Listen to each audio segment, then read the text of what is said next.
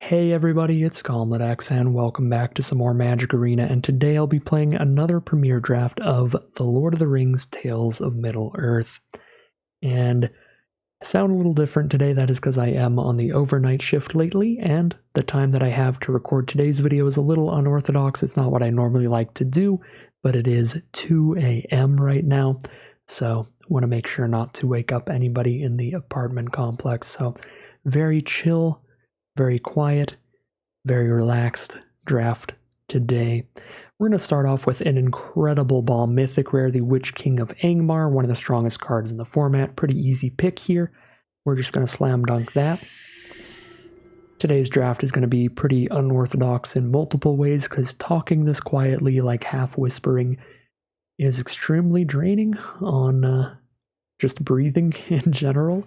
So I'm probably not going to commentate quite as much as usual as well, but I really can't help myself. I can't stop myself from just speaking for miles, so we'll see how true that is, but definitely not going to be the most constructive commentary this whole time. Trying to just be used to half whispering into the mic in general. Take a march from the Black Gate now. Incredible snowballing effect. Just keeps getting bigger and bigger and bigger as the game progresses. If they do kill your Orc Army, you can still start it up with any other Amass cards and get that ball rolling again. Great card to follow up our incredible black mythic rare with. For pick 3, we see some incredible red cards, especially Hugh the Entwood, which does basically nothing. Now we see a Book of Mozerbul here for a lot of great amassing, and then a huge menace swing later in the game. There's also an Easterling Vanguard if we just want to stick to black and cut that as much as possible, which is reasonable with Witch King of Angmar. In our deck, we're probably holding on to black for dear life no matter what, so sending as few black signals as possible to the left could be fine. Should probably take Book of Mozerbul, but I'm going to keep taking it very chill and very simple and just stick to mono-colored for now, choose our second color later. Now we have Uruk-hai Berserker. Any creatures that let the ring tempt us when they hit the board are pretty great value, as long as we get 5 or more of them in our deck.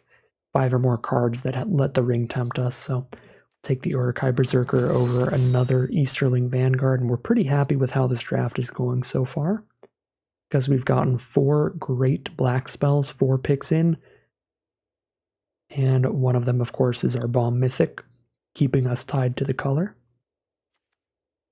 Pick 5 now, pretty late Bath Song here, very, very nice card. Draw 2, discard 1, do that twice, so it's draw 4, discard 2, then you can shuffle your graveyard back into your library, get some bonus mana. I'll take the Bath Song here, potentially push to blue-black, because I am not a big fan of Morgul Knife Wound.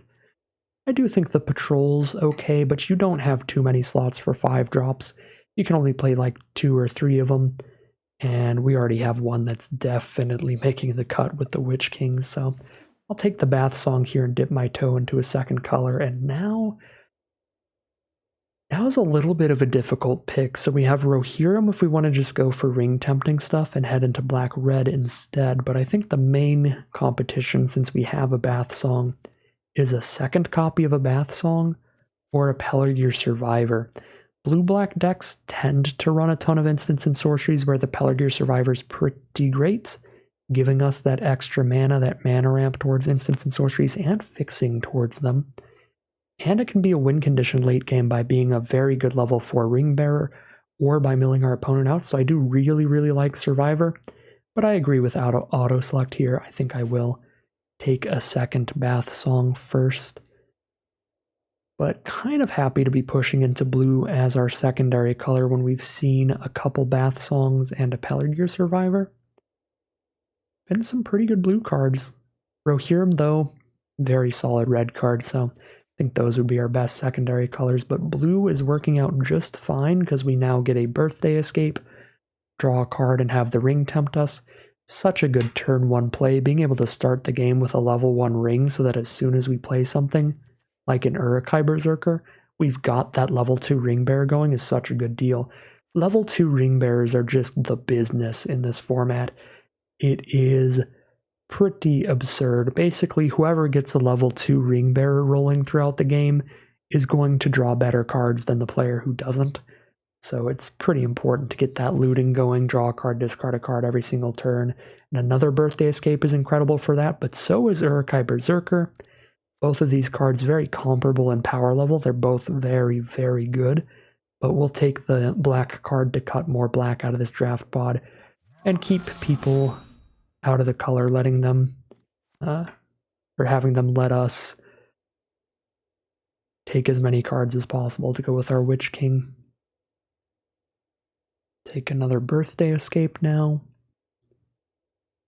And we'll see what else we're going to get here. Bunch of garbage. I'm definitely not going to play. I'm just going to rare draft the highest rarity card to fill out my vault progress a little faster. We're at 21.2% right now. I'm not going to play a nasty end when I'm playing blue. I've already got double Bath Song for great card draw, but I could still take nasty end just to cut more black cards out of the pack. It's between nasty end and the uncommon there. This is a premier draft. We are playing a best of one draft for the first time in quite a while. For Lord of the Rings, that is. So do need to make sure we're not making any choices based on things that we might sideboard in or out, because we're not going to be doing any of that in best of one games. Alright, I don't think we're playing any of these. We're probably not playing Arwen's Gift either with 2 copies of the Bath Song. Pack 2 pick 1's kind of a bummer. We'll just have to take a Troll of Khazad-dûm, which is fine, but a bit of a dead pack to open up here. Alright, Gothmog's excellent. Lorien Revealed is also great. Soothing, Sam's Desperate Rescue, and Troll, all solid as well. Double Bath Song already makes me feel decent about our blue spells. Let's grab a Gothmog. A second Gothmog? Well, that's actually a little awkward because we obviously don't want to draw 2 of them at the same time, but it's still a very good card, so we will take it here. I'll take a... Do I take a first Lorien Revealed over a third Birthday Escape?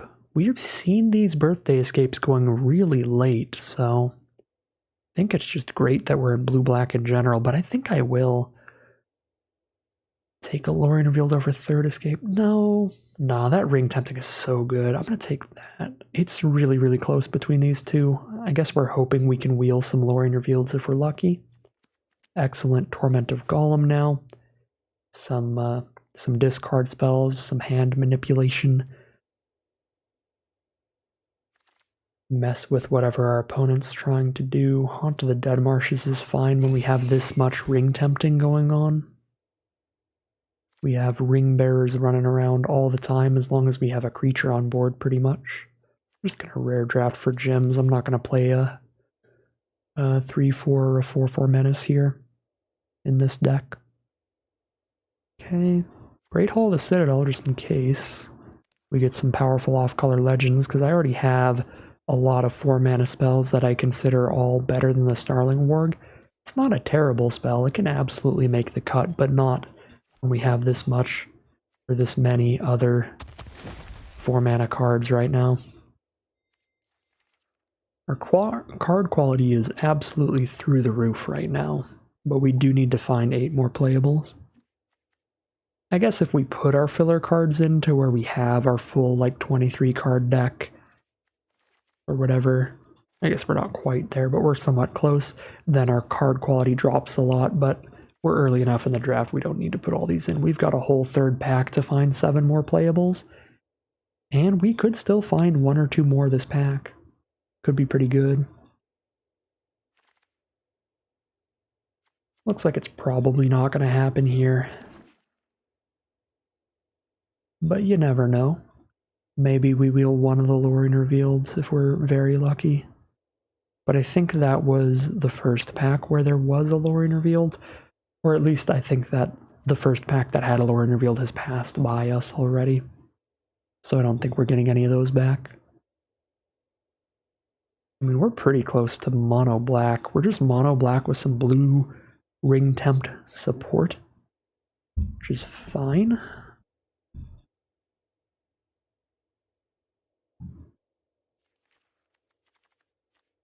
Yeah, I'm pretty happy with our position. We just need to find 8 playables which we can do during the first half of the next pack. We don't have to try to wheel anything, and we'll have a full deck.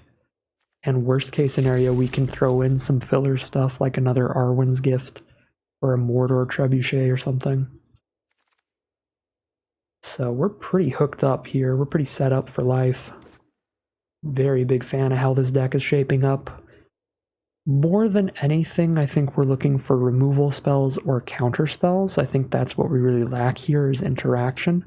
We've got some really good card draw, some great ring tempting, and some solid creatures.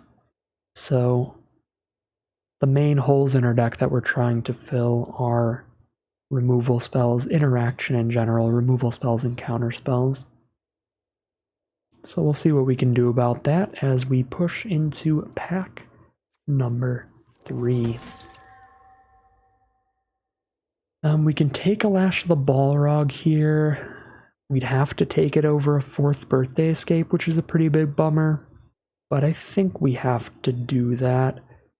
This pack is really weak too, so we're not going to wheel either of these cards. Birthday Escape or Lash of the Balrog. There are so few playables here because there's so many cards like Horn, Stone, Legolas, Barrowblade. I don't think anybody's going to take. Farsight, Revive the Shire. Alright, kind of a bummer, but we'll be diligent and make sure we have interaction in this deck. We've got a Lash of the Balrog. Another Uruk-hai Berserker versus Saruman. I don't think I'm going to be double spelling too well too often. I am really good at getting that ring leveled up. So I'm going to get that ring leveled up more with another Uruk-hai Berserker, but Saruman the White's a very strong card. Worth considering. Mental Door's great too, but Mental Door's 4 mana, which is awkward on the curve, but Mental Door works really well with our Uruk-hai Berserkers and our Gothmog, being able to re-up their enter the battlefield effects, but I'm just going to take another Berserker. Helps the curve and gives us more ring tempting. Okay. Sam's Desperate Rescue with 3 copies of Berserker and 2 Gothmogs is pretty cool, but we could take Saruman as well. We do have 3 Birthday Escapes, that does help. Casting 2 spells in 1 turn quite a bit. No removal, no interaction in here, so we are pretty free to choose between Saruman and Desperate Rescue. I'll go for the Saruman. I think the card's pretty fun, pretty powerful. Double Bath Song as well could lead into some double spell turns. Since any turn that this triggers, we draw 1 card during our draw step, then 2 from the Bath Song, making it so we've kind of drawn 3 for the turn, and just choose the best 2 of those 3. So ideally choose the 2 spells and then cast them with Saruman. Take Glorious Gale. As I was saying, we need interaction as solid as Desperate Rescue would be in here. Let's get more ways to deal with opposing threats. Soothing a Smeagol is more interaction, but it's not permanent interaction. It just bounces it for a moment, and we don't have enough counter spells to know that we can just bounce it and then counter it. So I think I'd rather just take a 4th Birthday Escape. I don't think that quite counts. Alright, now we'll focus on the curve and get the cheap creature with Easterling Vanguard. Haunt works too, but I like Vanguard a little bit better for this deck. Really like being able to trade off aggressively and still leave behind an army. Very good with our March from the Blackgate. Great with our Lash of the Balrog as well. Ooh, alright, so here's a couple pieces of interaction. Deceive the Messenger can kind of kill a cheap creature. Often you use this to kill your opponent's 1/1 or 2/1 if you're lucky. But Horses of the Bruinen is a really big piece of interaction late that also has the Ring Tempt Us.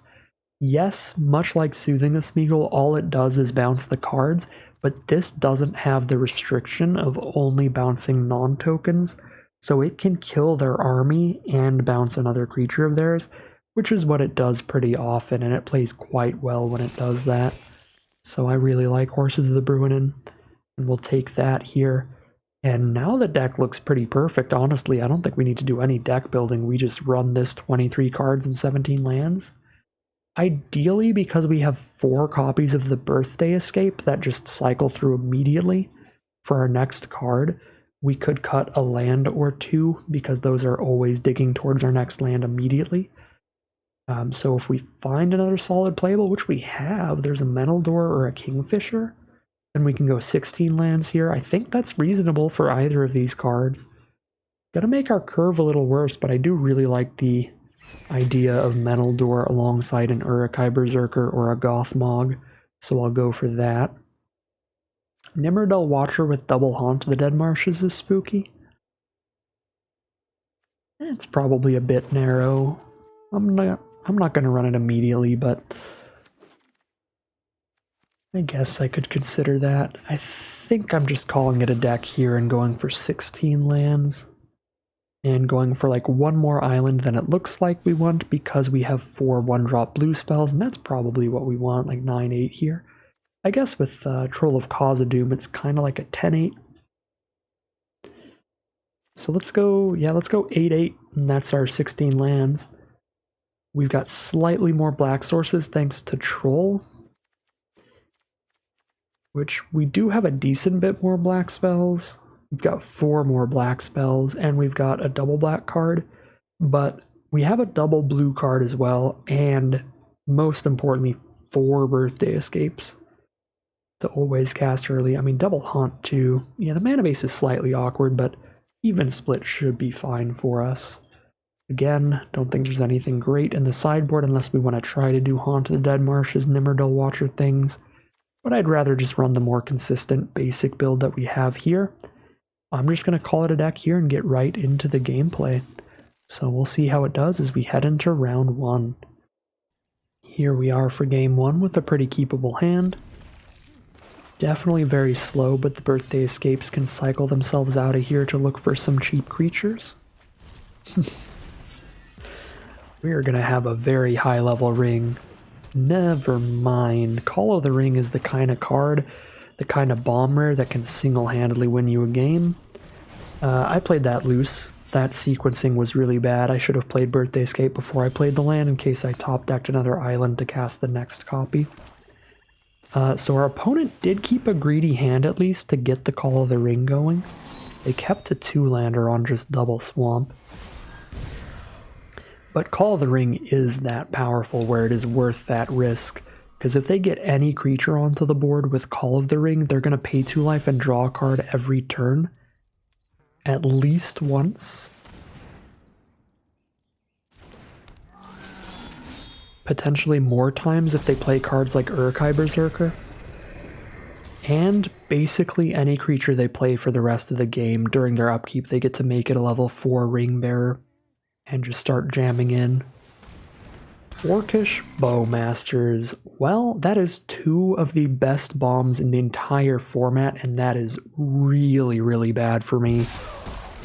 Because Bowmasters, in response to the ring trigger, means they get to completely kill my Berserker and get a 2/2 army, and I mean, I guess Arena's just chosen our fate. We're going to get completely bombed out of this game. I have a lot of spells in my hand, and they're all castable, but literally just Call of the Ring plus Bowmasters can win probably 90+% of games in this format with just whatever collection of random nonsense they draw into. They don't really need to play anything else particularly good to win the game now, because that Call of the Ring has that Bowmasters locked into being a high enough level Ring Bearer to draw and discard a card. Next turn, again, even if I kill their Ring Bearer here, they can put it onto anything and have that creature draw and discard them a card to get out of this position. They get to keep paying 2 life to draw a card every turn as well. They are just up a tremendous amount of cards. I don't think there's really anything I can do here, but I guess I can play a Gothmog and attempt to block the Bowmasters with my 1/1. Could also play an Uruk-hai Berserker and sack it to kill the Bowmasters, but it is going to be 100% necessary that we end up killing this Orcish Bowmasters, not because it's the Ring Bearer, but because we can't attack with our Ring Bearers until we kill the Bowmasters without getting our stuff shot. So, off this Call of the Ring, our opponent has already drawn 2 extra cards, plus drawn and discarded an extra card.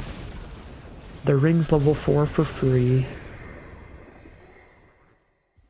They just hit the Firebrand off the Call of the Ring, which gets to do 2 damage to any target and draw them another card. So they turned the Firebrand Shock into Shock plus draw a card. Now they draw another card declaring the attack and discard a card. I mean, honestly, I would like to see the deck that can beat this curve. They stumbled on mana, yes, but literally Call of the Ring Bowmasters, that 2-card combination of cards. So what are you going to do, basically? I mean, am I going to tap out to kill a Bowmasters, let them draw another card and hit me for 7 with a level 4 ring-bearing Orc Army? I probably am. I don't think I have much better to do. Don't have anything big enough to play that can trade into the army. I could blow up the army, I guess, but then Bowmasters is likely to start amassing again anyway. We could basically just scoop now, honestly, but we'll play it out here.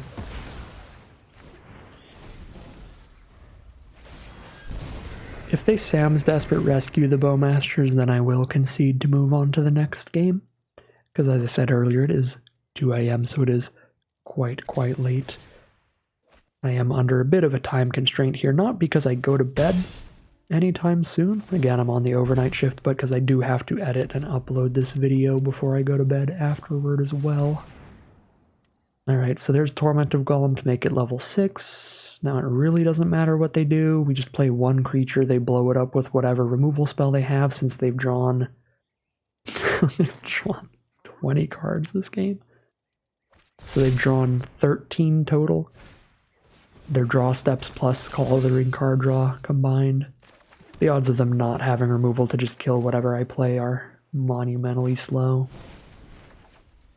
Technically, I should have sequenced that to where I play Berserker first, but it doesn't matter because Berserker makes itself level 4 as well.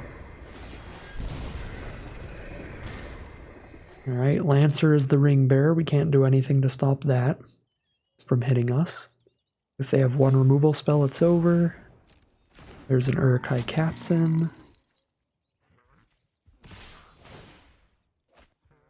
Now we chump the 6/6.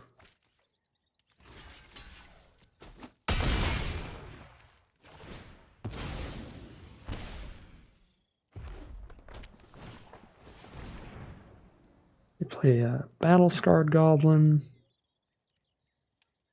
And I should counter at least something, just in case I draw horses with Bruin, I guess. Now if I draw horses, I can live barely, because I can bounce Lancer in the army. Okay, I can't live. Doesn't matter what I would have countered there, they have too many creatures, even if I draw horses. Alright, well, obviously that's not how we wanted the game to go at all, but that doesn't make me feel any less confident about this deck. If anything, it makes me feel more confident going into future games, because they played a Call of the Ring turn 2 and we still beat them to level 4 ring bearers because we went Birthday Escape, Berserker, Berserker. So that was insane. Like, if our deck's capable of that, I think it can do some really good stuff in future games. And just the way that we draw our cards, the cards we had in conjunction, were all very good cards that would have been quite good in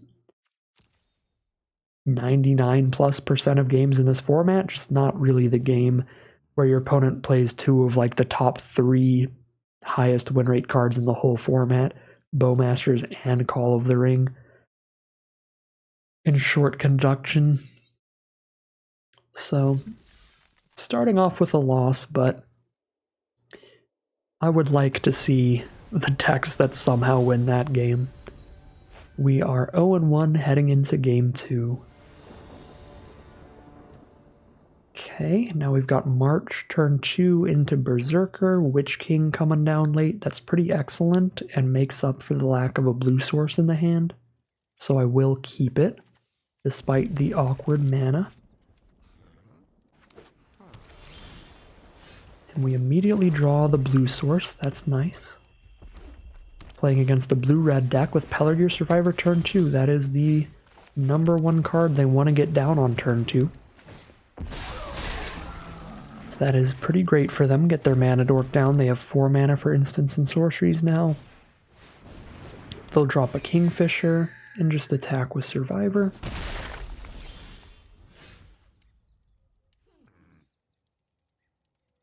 Can't really attack with my army here because they just trade Kingfisher for it. And I'm not a big fan of that. Because they draw a card off Kingfisher. We don't really get anything out of the army. Just gonna pass here.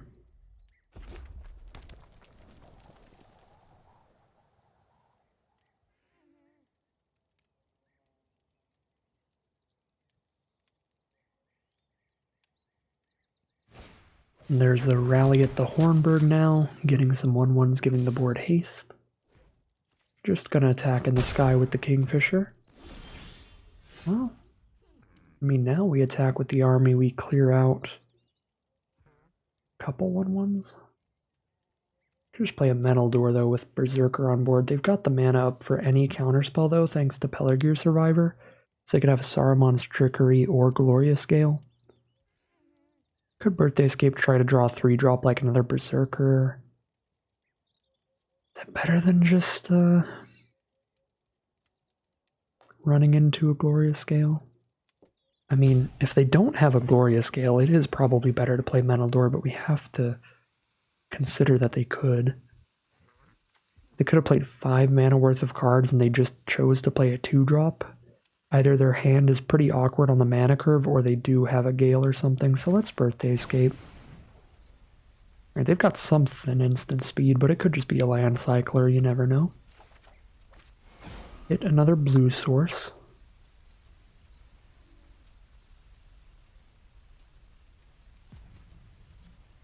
Should go for Berserker as the Ring Bearer. I think wherever I put it, our Ring Bearer is quite likely to die here. But I'd like to get my draw card, discard a card if I can.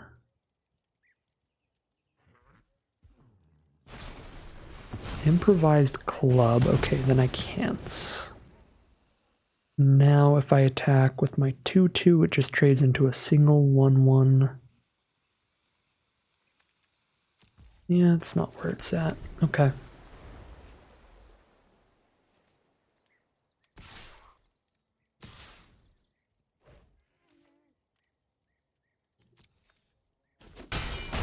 Take 3, we're down to 14.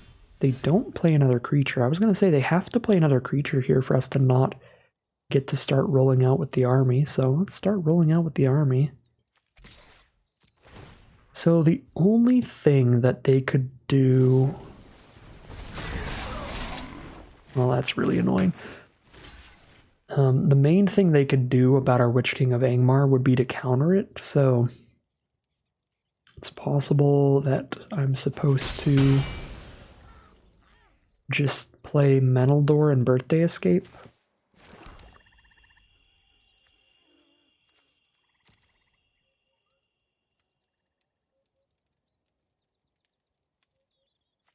Yeah, they've got the mana up because of Pelargir Survivor. Okay, so Witch King's gonna resolve, but... taking 5 damage on board now, which is not a good time.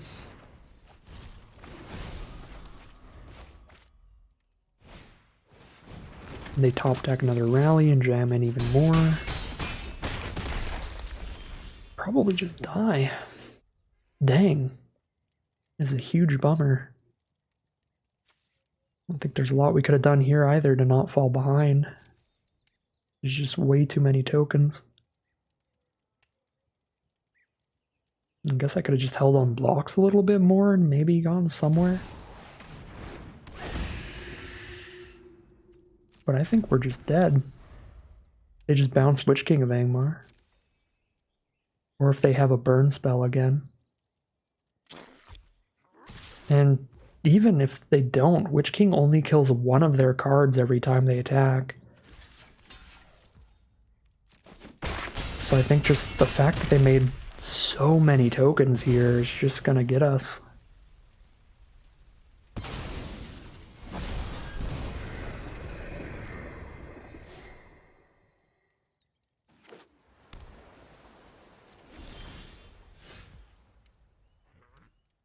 I really needed to hit a land here. Well, if I hit a land, I wouldn't have had the Haunt in my hand, but if I had 6 mana and I had Haunt and Horses here, we might be okay. We need them to have literally nothing. Land helpful now. Then I can Bath Song and hold up Gale. I can already Bath Song and play Haunt, which is probably what I have to do. Yeah.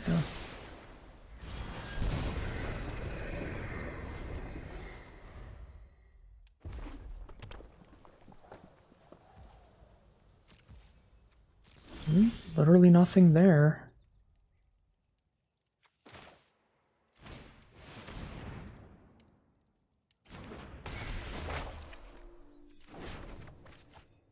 It's a Torment coming up, which will be incredibly helpful.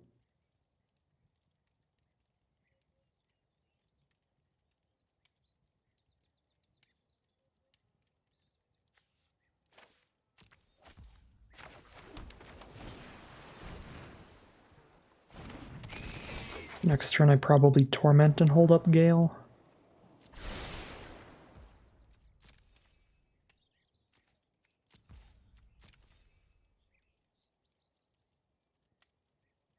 Just gonna mill us here. Mill themselves. Oh no.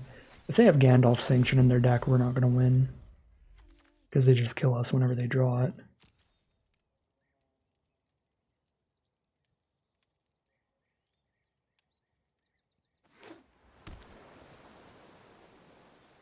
I guess I need to start racing in with the Witch King. Uh-oh. His horses? Breaking of the Fellowship. Kill the Haunt. Yep. Oh, and the Ring tempts them. That's super bad. Now they can get a damage in and only lose 1 creature. And draw and discard a card.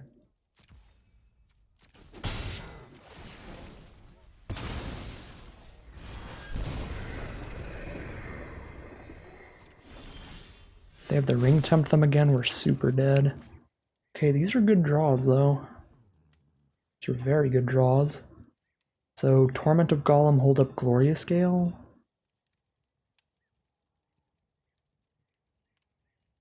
I want to have a 1 toughness creature up, and I can't if I just do that. I have to play Gothmog to have a 1 toughness creature up. I mean, if they had anything that would just kill me, they would have cast it already, so Torment doesn't stop that. If they had creatures, they would have just cast them. They probably don't have anything to Torment here, really. So I guess we play Gothmog and Easterling Vanguard, most likely. I've drawn discard. We have to race them, because if they, again, if they draw into...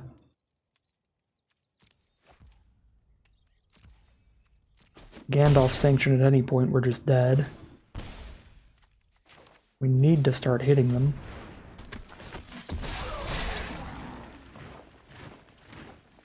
Guess I'd rather hold up Gale than Vanguard.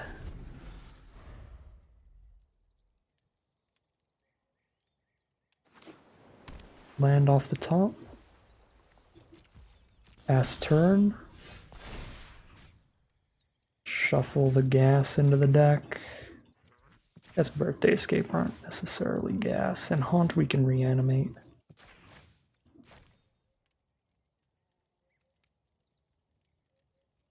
Now we get that mana rebate. We get the 2 mana back out of this that we can spend on Torment and still hold up more spells. Just see what they've got going on. Oh no, I shouldn't. Oh, I was gonna say I shouldn't Torment, because now if the Ring tempts them, then they kill me, but now they have to chump, because we hit for 8, 9, 10, 11, 12, 13, 14. They have to chump. Okay, no, this is still fine, because they have to chump block here and lose the Survivor. So they don't kill me by just playing a Ring Bearer. I guess if I don't go land and play 2 creatures, then they do kill me with Rally at the Hornburg. So I should probably just shields down for Glorious Gale here and go Vanguard Berserker instead. I think that protects me against a card that is more likely than what Gale would protect me from. Gale protects me from like a flying haste creature or a creature that damages me when it enters the battlefield, and I don't recall a lot of that kind of stuff in Lord of the Rings.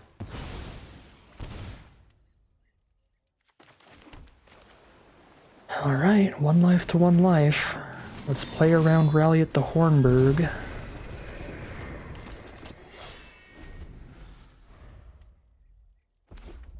Land off the top? Well, I don't think we were statistically likely to win that game, but by the skin on our teeth, we pull it all the way back, so feels pretty good. A very, very lucky game in terms of how poorly our opponent drew later in the game, but they did draw quite well early. I was gonna say, there were definitely some opportunities to get punished here. Their deck was really, really good. Triple rally, improvised club with all those rallies is great. Yeah, their deck was very good, very explosive, very scary, got in for so much damage early. Yeah, there were a few misplays we made that we could have gotten punished for, like if they had immediately found a way to make a ring bearer and stuff like that. And then also, if I played a little bit more defensively early to have a little bit of more breathing room in the life total, that would have made us a little safer, made it harder for us to get punished. Or if we played a little bit more aggressively at some point and found another damage somewhere, that would have also given us one less opportunity to get them to get punished, because then they'd be at 0 instead of 1. They wouldn't have had that last draw step where they hit the mountain. So not perfectly played for sure, but a scary matchup regardless. Even if we played perfectly, that would have been a really scary game. They've got a very strong deck, played super well, really aggressive stuff. And it's going to be a super, super nail-bitingly close match in the end, but we are going to be 1-1 as we head into round 3. Here we are now for game 3. If we draw a land at some point, I will be very happy with this hand. Vanguard into a couple Uruk-hai Berserkers is a great way to start a game. Our opponent is going to immediately mount and cycle in Oliphant, so they are on black-red guaranteed. Draw another 4-drop instead of a land. That could definitely be pretty awkward for us, but at least we get to hold up a Glorious Gale if nothing else. Rally at the Hornburg, pretty annoyingly good against our Vanguard. I guess we just trade 1-for-1, trade the Vanguard and its token into the Rally. I guess it's not like necessarily good against the Vanguard, but it is even. The two cards trade with each other. There's a Dunlin Corbane. That's a pretty excellent card for our opponent. They now have 2 power on the board to double block my Berserker if I make it a level 2 Ring Bearer. So I'm going to Bath Song instead, set up some card draw here, and if we hit a 5th land, I guess Troll kind of counts, but we have to tap the Troll. We have to tap a mana to get a land out of it, which doesn't actually help me. Yeah, I'm gonna discard the Troll here and hope to top deck a basic, because I don't need a land because I'm trying to play a 5-mana spell. I need a land because I want to play Berserker and hold up Gale next turn. Alright, Erkenbrand is an absolute nightmare if we don't find removal, but we did manage to pick some up. So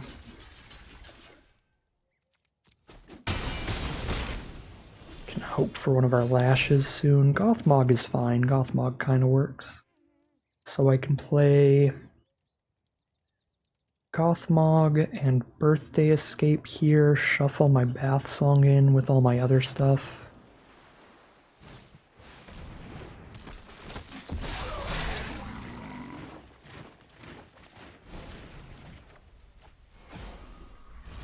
So I've just got one Gothmog being an absolute lightning rod for removal. That's kind of sketchy, but still my most mana efficient play here. Oh my god, Rally at the Hornburg with the Erkenbrand. That's absolute nightmare fuel. 5, 6, 7, 8, 9, 10, 11, 12, 13, 14, 15 damage? You've got to be completely kidding me here.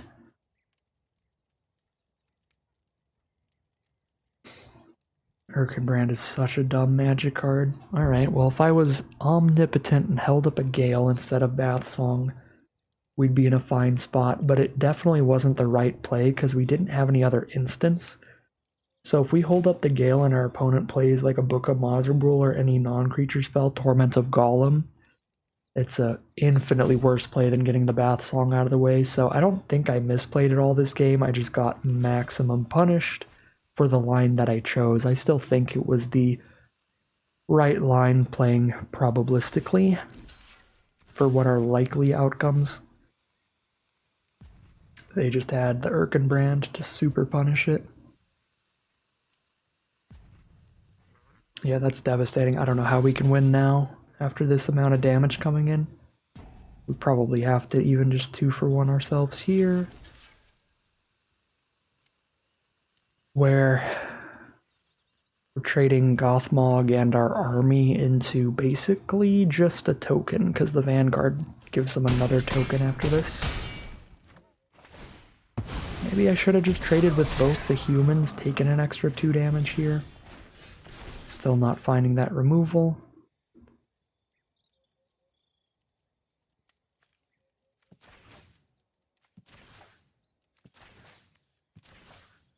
Cards are all good later.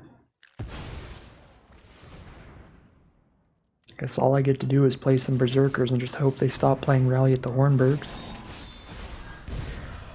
We have been up against some premium quality decks today. This is absolutely insane stuff. Rather hold up a Gale or March? I think I'd rather 11 life here. Rather hold up a Gale.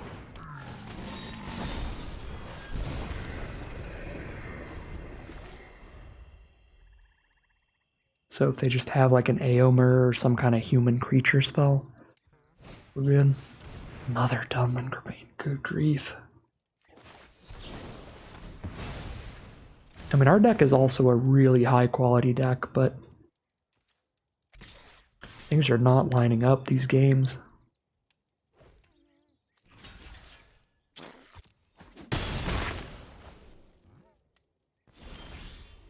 Even the game we won, I don't think things lined up incredibly well. Alright, so we're about to say goodbye to our Berserker, but that gets them down to just a Grbane on board, so just have to deal with what they have in their hand. We can scry now to set things up. That is certainly not what I'm looking for.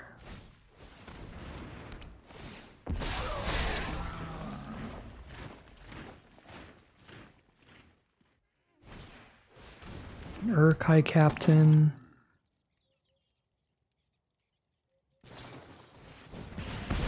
Main deck cast into the fire, okay. Pretty annoying. Definitely some matchups where the card does nothing. That exact position was not one of those. I actually don't even think our deck has very many 1/1s, so we're also a matchup where cast into the fire is generally bad. That was just the one opportunity we have to 1/1s. Is an absolute rarity in this deck.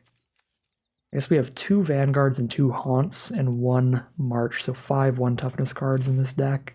Most of them aren't 1 toughness forever, because the Vanguards replace themselves, the March gets bigger.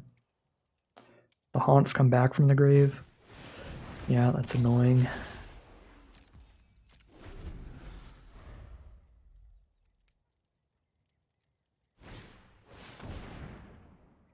Well, even with just an island in hand, Torment of Golem is still pretty good with the Uruk-hai Captain on board, because it makes sure their army's a 3/3. And my only way to not die is to trade with War Beast, which makes the army a 6/6.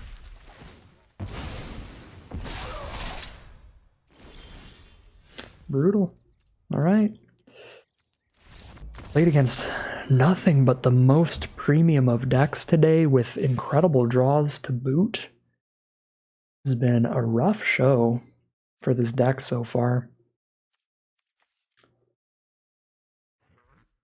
Game pretty much completely hinged on whether we had a counterspell up for Erkenbrand or not, but again, I stand by the choice I made at the time with the information I had.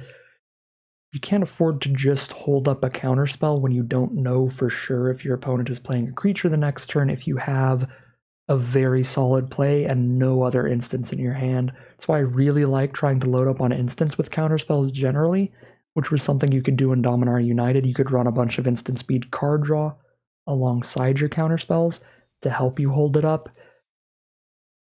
But it's just too easy, too risky, and too easy to get yourself into situations where you're holding up Gale multiple turns in a row and just taxing yourself for nothing, because everything else in your hand is sorcery speed, so you've got no other way to spend your mana if you just hold up a Gale. So I stand by my play there that got me killed. Obviously, in hindsight, it wasn't the right play, but we couldn't have known that they had an Erkenbrand with more rallies at the Hornburg in their deck. That was filthy. All right, 2-2 it'll be. Actually, 1-2, I think, even, which is super disappointing for this deck. Yeah, 1-2 heading into round 4. Might have one of those reverse curse events where I think the best deck that I've drafted in Premier Draft in this format in quite some time is going to end up having the worst win rate by a lot. But you live by the shuffler, you die by the shuffler. We haven't even been drawing that badly. It's mainly just like the matchmaking that's been devastating. We've played against some incredible decks. It's less the quality of our draws that are the problem and more the quality of our opponent's draws. Alright, we gotta mull that. We'll keep this one. Our lack of removal, the biggest flaw in our deck, is definitely showing up in force today. We've lost several games to not having removal. Or I guess we've lost both of the games that we have lost. Due in part to a lack of removal, not being able to kill that Erkenbrand there that game. And not being able to kill the Bowmasters early in the other round. So it's not 100% we're just playing against incredible decks. We're not just completely getting unlucky with our opponents having incredible draws. We are dying to flaws in our deck. It is still pretty devastating though. Just gonna pass here. I'm not gonna blow a Lash of the Balrog on a battle-scarred goblin. Playing against blue-red again. There's an inherited envelope to make the goblin a level 2 ring bearer. Because of its ability to shoot anything blocking it for 1 damage, we can't get a death touch kill with our token.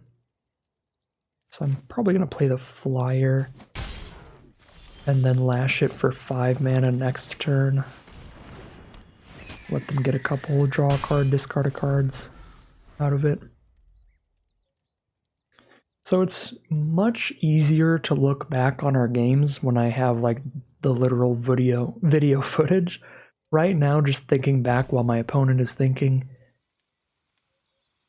I obviously can't remember the exact sequence of events in every single game, but I really don't feel like we made any terrible misplays outside of obviously the Glorious Gale line not working well. I think our biggest misplays were in the one game that we won today, so I don't know if there's a lot I could do about this record. Trying to figure out if there is anything we can do, because if so, we should try to improve as always, but I don't think so. So this is going to be pretty spicy. We can now Gothmog, Lash of the Balrog a Dork, which I still kind of want to hit the Goblin, but I might hit the Knights here.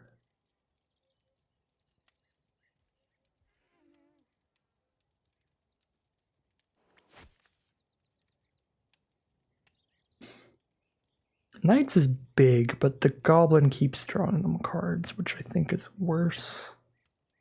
Like, I can just block the Knights with a Death Toucher. Yeah. Alright, so here's the spice, is that we get to sack our token to do that, and then we get to Metal Door in, and reanimate Gothmog, and get the token back. so that we can Lash and Gothmog in the same turn without losing anything. I guess I technically lose down on a Scry one, since if I didn't have to flicker Gothmog, I could have flickered the Haunt, but that's pretty meaningless. This is definitely the better line. Alright, Breaking of the Fellowship. There goes Meneldor, so that combo is gone.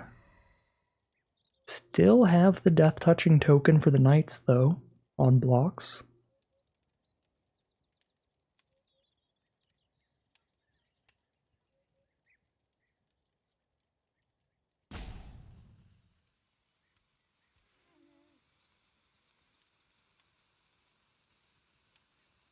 So that is definitely nice. Our opponent is back in the think tank, trying to figure out what they want to do here. Put a Leechcraft on the army to tap it down. So I can't just Death Toucher the Knights. I could... No, I can't because they're drawing and discarding a card. I was going to say I could double block and trade both my creatures into that, but then I have no legends to reanimate Haunt, so it's probably not worth it. But I actually can't do that since it's a Ring Bearer thanks to Breaking of the Fellowship, so it goes up to 5 power here. All I can do is chump, but I can chump with Haunt of the Dead Marshes at least.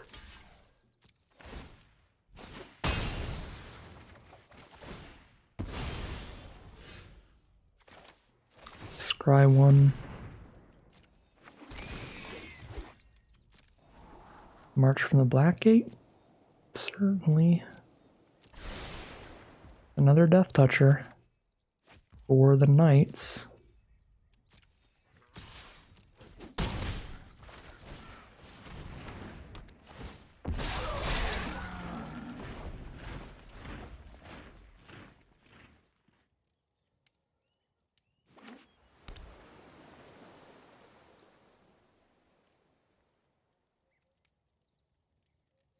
They have just now hit their 4th land, although they might have been discarding some. Yeah, they definitely have. Again, showing off how important it is to get these level 2 Ring Bearers going. We have a ton of Ring Tempting in our deck, so kind of a bummer we haven't gotten to do any of that this game. No looting at all. We've got at least 6, I think, but probably a lot more. Yeah, we have 4 Birthday Escape and 3 Uruk-hai Berserker. That's 7 incredibly consistent ways for the ring to tempt us. For slower stuff, we also have Horses the Bruin and Witch King of Angmar. Yeah, our deck is very, very good at having the ring tempt us, but there's not showing up here. There's another Bewitching Leechcraft for our next Death Touching token. So Knights of Dol Amroth gets to keep getting in. The ring really showing off how oppressive of a mechanic it is, where, again, the player with the ring is definitely going to draw gas. The player who's not, who's just playing off the top, just desperately trying to claw back in the game. And in this game, we are that player just desperately hoping that we draw well, instead of being able to actively help decide our draws. How have I hit 5 swamps and 1 island? I don't know, but it's gonna cost us a lot. If I had 1 more island, having a level 2 Ring Bearer here would be a pretty big deal.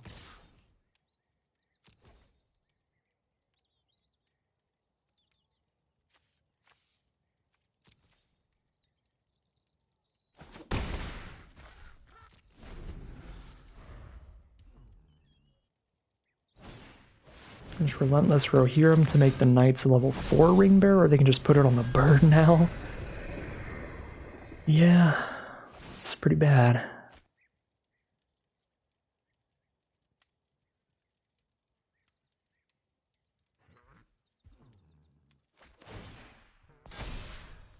Alright. I think this is just another game. I think this game we actually did draw pretty poorly. We hit a lot of lands and we didn't even hit double blue, which was really bad for us. I think this game we actually did just draw really poorly, but the really devastating thing about this game is that it's, like a lot of games in this format, was completely decided by who got a level 2 ring bear and got it to keep going throughout the game to have consistent draws, because I mean, look how many lands they got to filter through to hit just straight gas. And I don't even think our deck is bad at getting ring bears. I think our deck is quite good at it in general, but it was just really bad at it this game, and it cost us a lot. Cost us the whole game in the end, because we can't kill this Kingfisher unless I draw incredible. Oh, I guess. No, I can't do that. I can cast a Witch King, but it can't block the Kingfisher because it has higher power than it. So we're just dead.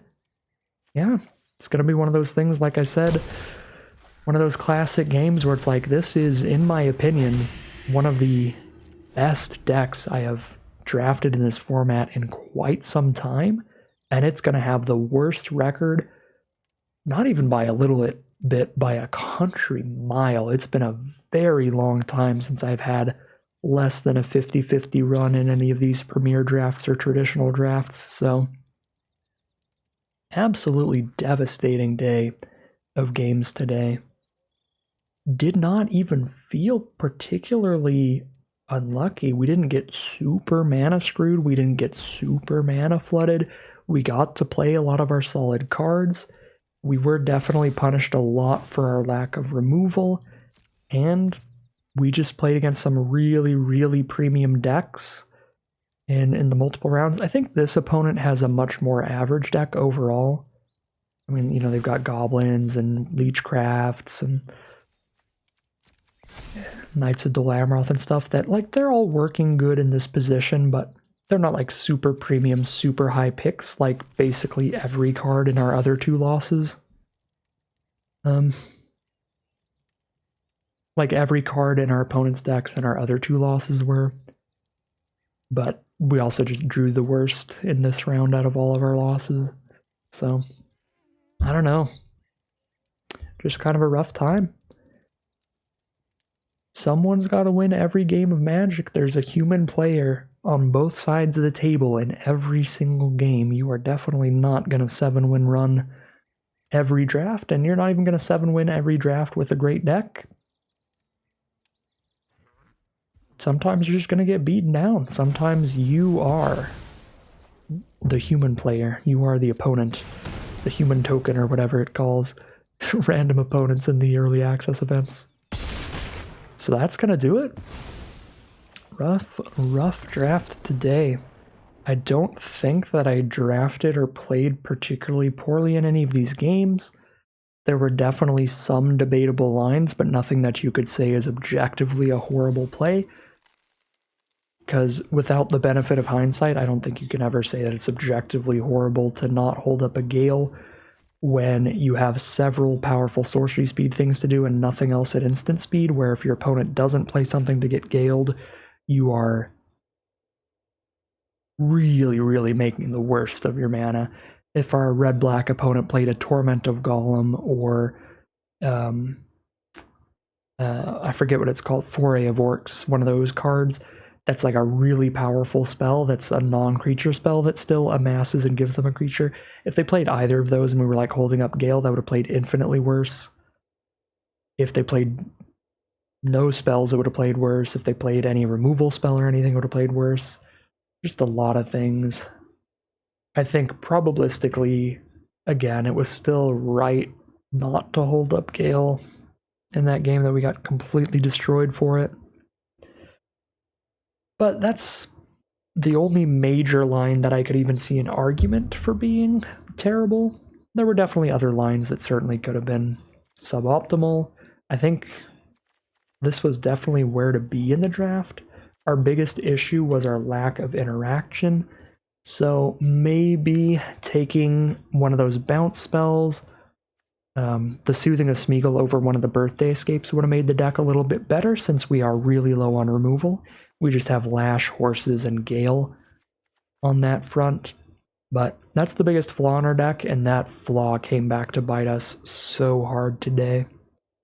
So hard today. Yeah. Overall, again, that's the one big flaw. I think everything else about the deck is pretty dang solid. It just certainly did not play out that way at all. And man, I wish we got to at least like the one game we really got to show off the power of our ring tempting was the game against Call of the Ring and Orcish Bowmasters. That was just completely unwinnable anyway. The game that we got to birthday escape double berserker into level 4 ring bears super early and just jam out some incredible stuff. Like, if could you imagine we had a hand like that and those other rounds would have been so helpful.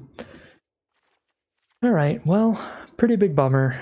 Again, I'm not super unhappy with how I drafted or played. A bunch of minor errors leading into massive losses. Again, having a little bit low interaction, but we had 0 opportunities to pick up Claim the Precious in our draft pod. I don't think that was a reason not to be in black, because again, we had Witch King, we were getting Gothmogs, Torments, Berserkers, Vanguards, Marches.